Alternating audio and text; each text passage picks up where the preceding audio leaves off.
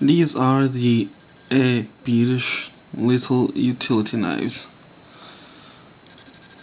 from a relatively small shop manufacturing in Portugal.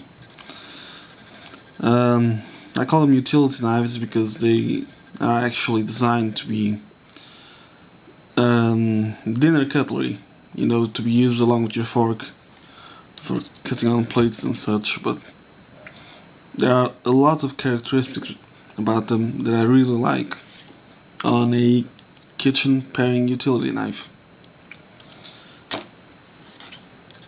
First off, let's just start with the handle. Very nicely contoured with some milled in lines, you can see. It has this, I think, aluminum bolster here at the middle of the knife. You can see the knife is a partial tang just pinned in there, and the blade is a clip point with a really very nice length, pretty much what I find ideal on paring knives. Handle is a little bit on the short side. My hands are relatively large, but it works very nicely. The most interesting thing to me on this knife is, well, the edge thickness, really. You can see it has a very, very thin spine. If I use my calipers, you'll see it comes around to 1.07 millimeters, which is really very small. But what's especially interesting to me, what I really like about it, is the edge thickness.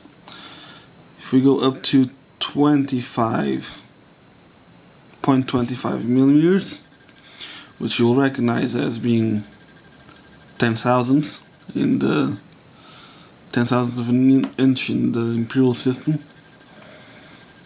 This is a pretty good measure of, well, thinness in a knife. Most knives come out around twice this edge thickness, and the knife that's already this thin, I consider it a pretty good cutter. You can see here at the base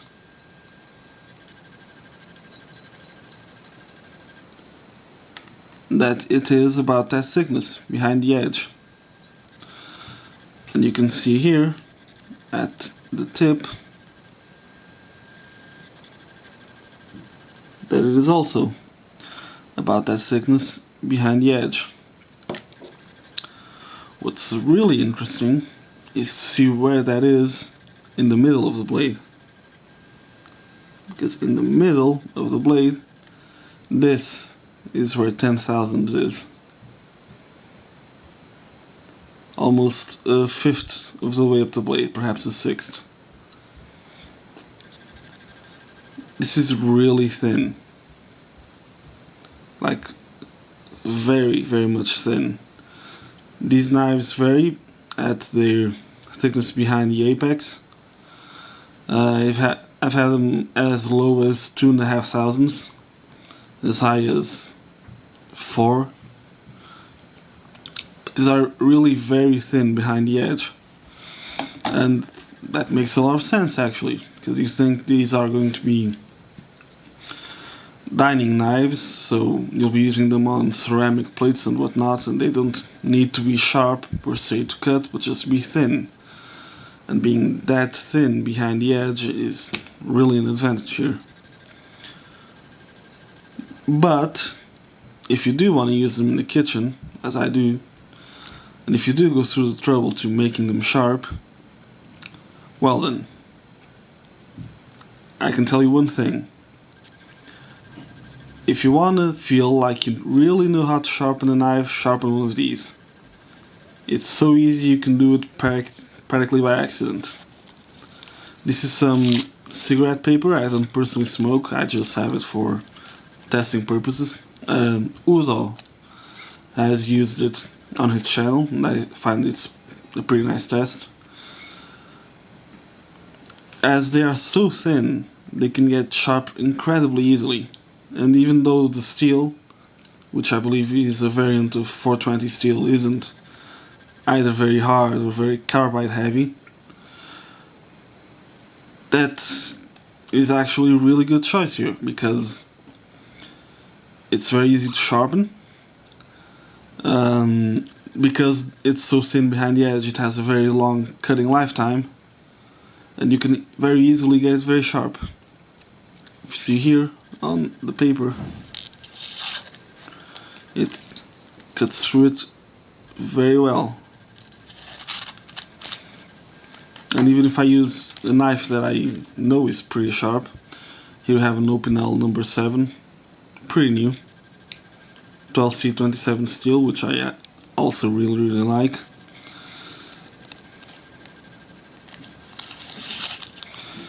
You can see that it cuts comparably, and this is a knife I haven't spent more than perhaps a minute and a half sharpening.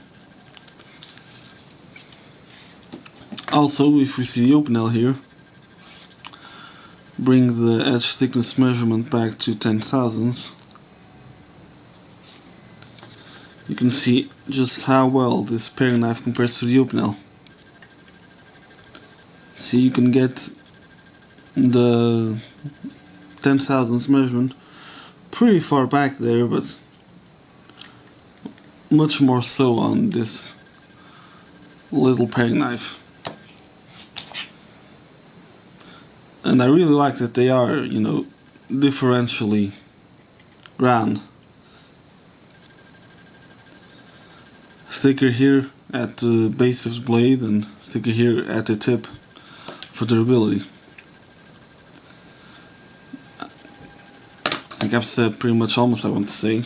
I just find these are really impressive knives. I have for a long time been thinking of getting one of the German Herder paring knives, just to see what these sorts of extremes of thinness can get you, but just working with this one really shows you how a thin edge can really be fantastic in very many respects. And as I said before, the cutting lifetime on this knife is going to be simply fantastic. This is 3,000ths, and it's at the shoulder of the edge. I know you can see it very well in the video, but anyway, at this point I'm just going to start rambling, so I'll end it here. Very good knives. Each one cost me €2.50, and I know I was overpaying for them. The maker sells them direct individually or in boxes of 25,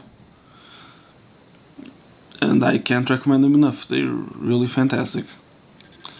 Anyway, thank you very much for watching, and I hope you